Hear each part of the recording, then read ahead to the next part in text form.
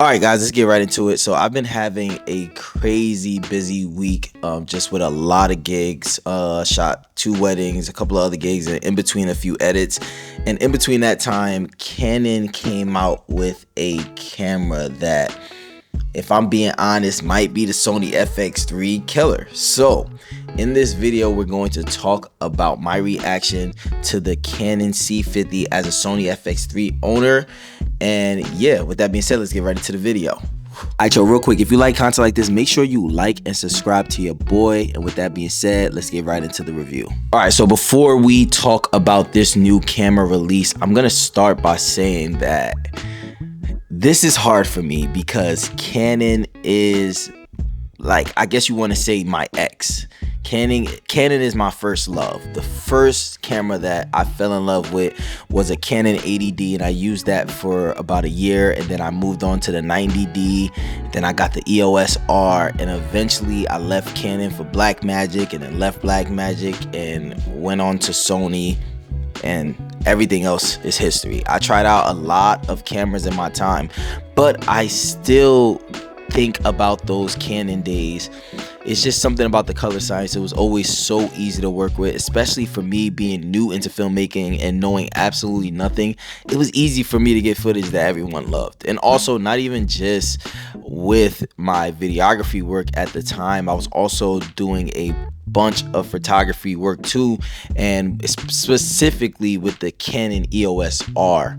I was able to get a lot of very beautiful photos, and honestly, that is a camera that I can use today for photography and be able to shoot some high-end stuff and it'd be really good. I forgot the megapixels in the original EOS R, but it's just a beautiful sensor, a beautiful camera.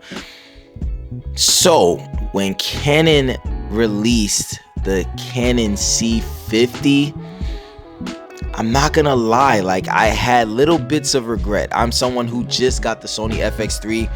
I've had Sony cameras for a while now. I had the Sony A7S III, I had the Sony A7 IV, I had the Sony FX6. I now own the Sony FX3, FX30, and A6700, and I am absolutely loving it. And this boils down to what I talk to you guys about all the time, which is gas and gear acquisition. There's always going to be something new that comes out that's going to shake things up, that's going to make you want to just sell off everything and switch, and I'm trying to stop those habits. But not to go off on a tangent, I just want to give you guys some background so that you guys know where I'm coming from when I talk about my first thought and reactions to the Canon C50. So, what are the specs in the Canon C50? Okay, so I'm just gonna read off all of the specs because I don't remember everything off the top of my head, but the Canon C50 has a 7K full frame CMOS sensor. It also has open gate. It has a dual base ISO of 800 and 6400 in Canon C-Log 2, so that's actually really respectable. I know with the Sony FX3, I have the 12800 ISO as one of the dual ISOs, and I know a lot of people love that. I love it as well, but I'm a firm believer that you don't need to shoot your ISO extremely high and try to shoot with night vision goggles at night.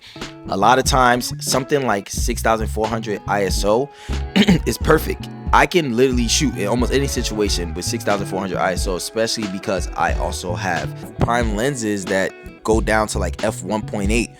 So with 6400, that's more than enough to capture basically anything. This camera also shoots 4K up to 120 frames per second and 2K up to 180 frames per second. But the 4K up to 120 and 2K up to 180, they come in at a crop. So it shoots up to 60 frames per second full frame. The camera also has a 32 megapixel sensor, so I'm expecting the image quality in this camera to be amazing.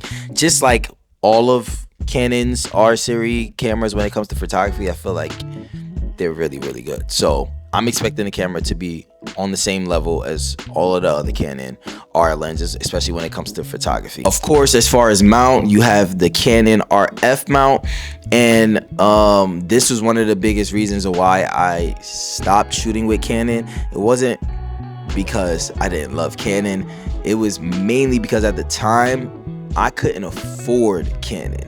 Like, I was new into filmmaking and photography. I was trying to get my feet wet, trying to figure out my life, and Canon was only restricting you to RF lenses, and even now the Canon lens mounts, they are more limited than something like a Sony.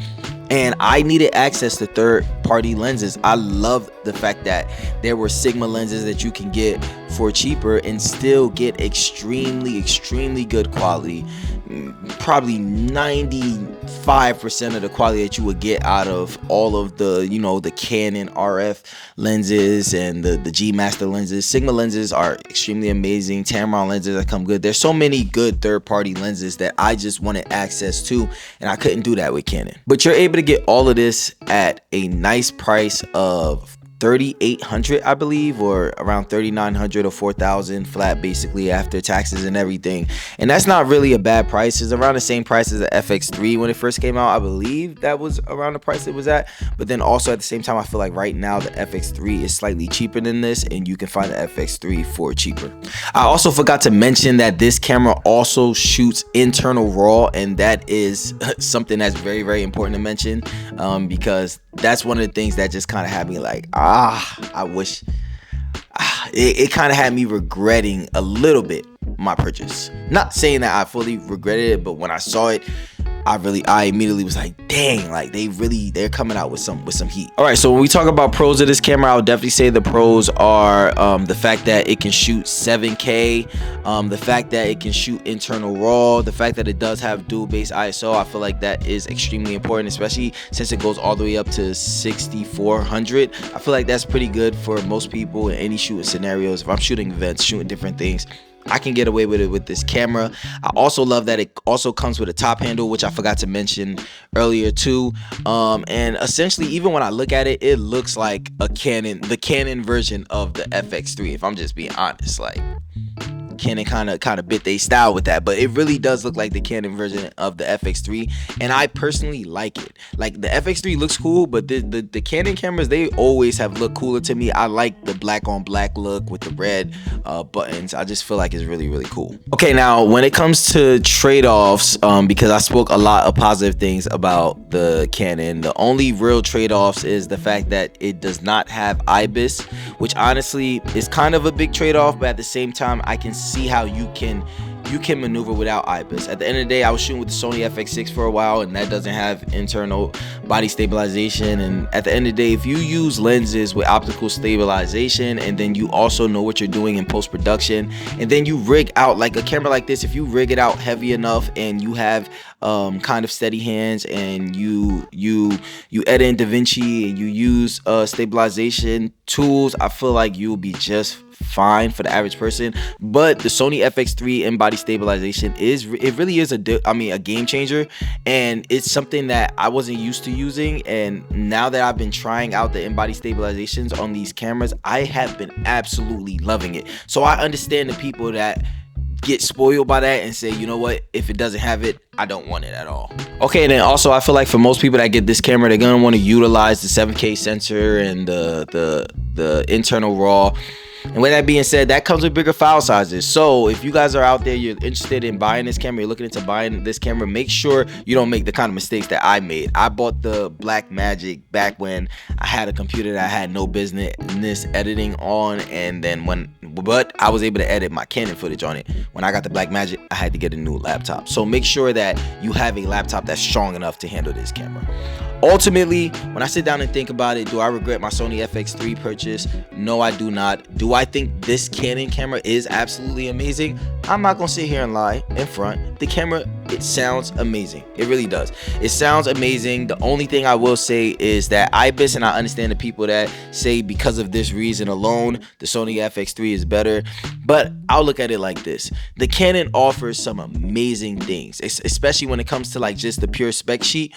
Eventually, when this camera becomes available to rent, I'm going to rent this camera. But as far as the drawbacks for me, the limited lens mount options is really the biggest drawback, and the reason why I probably won't make the switch switch. And also the reason why I'm definitely probably not gonna make the switch is just because it's very, very expensive to keep changing your cameras. Like, guys, I have multiple Sony lenses, 3 Sony cameras. It's just insane to change your cameras all the time like that. So because of that reason alone, I'll probably stay. And at the end of the day, I always tell people, and I try to stick to what I preach, but I understand everyone that sees like the new cameras and wants to get it, because I'm the same way. Like, when I saw the camera, trust me, this is the camera that I wanted. And if I had all the financial means in the world, maybe I probably would say, you know what, let me just buy this camera and sell off all my other cameras. But it just seems like a lot. I don't feel like going through all that. But at the end of the day, if you're looking into getting this camera, I do feel like you're going to get an amazing camera, because Canon has amazing color science. All their lenses are really good. So if you have the financial means to pay for it, definitely go out and get it. I don't think you're gonna regret it at all. And for anyone that tries to say that this is the Sony FX3 killer, I can't really get mad at them for saying that. I don't think it is the Sony FX3 killer per se, but I do think it is a camera that easily competes with the Sony FX3. And that if you are a Canon shooter and you want to get this camera, I can see why you would absolutely love this camera, because I love the camera from looking at it. And that's just me being honest and real. But I also still love the Sony FX3.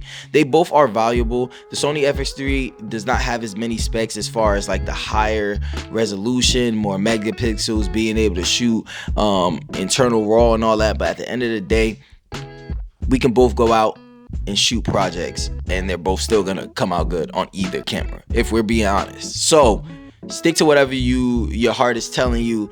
But at the end of the day, if you already have Sony cameras, I don't think this is the camera to like completely blow the Sony FX3 out of the water to the point where it's like, okay, I need to sell everything and go and get this camera. But we'll see what happens when it comes out, how amazing the image quality really is. I'll give it a test, and at the end of the day, I'm not married to any camera. So if it's compelling enough to pull me away, that's what it's gonna do. With that being said, I love y'all. Thank y'all for tuning in for a quick little talking video. I'm gonna catch y'all in the next one. I'm out.